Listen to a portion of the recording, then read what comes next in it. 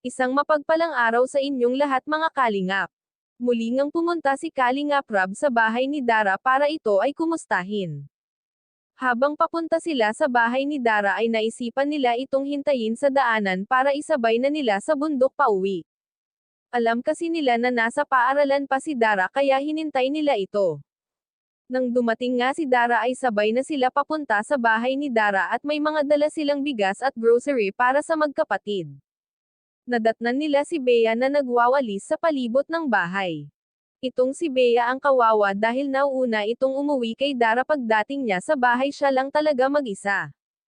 Humanga nga si Kalingap Rab sa kay Bea kayang-kaya nito mag-isa.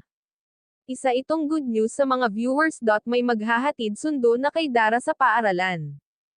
Ito ay sasahuran ni Kalingap Rab buwan-buwan para hindi na maantala ang pag-uwi ni Dara sa bahay. Ito ay makakauwi na ng maaga para hindi gabihin sa daan. At nakakatakot nga raw kina Dara paggabi sobrang dilim.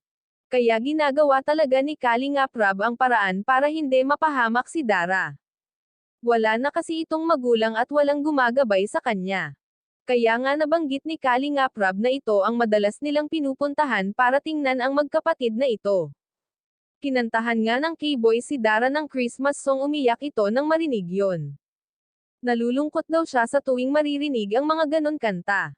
Tinanong nga ni Kalingap Rab kung ano ang wish niya itong darating na Pasko. Sinabi naman ni Dara na ang magkakasama silang lahat sapat na daw lalong-lalo na ang kanyang ama, at excited din pala si Dara at tumawag daw ang kanyang ama, uuwi daw ito sa susunod na buwan, kaya excited si Dara sa pagdating ng kanyang ama lalo na si Bea. Gusto pa rin daw magtrabaho ng kanyang ama at ayaw daw ito umasa sa mga bigay. Hanggang dito na lang mga ka-viewers, maraming salamat at God bless.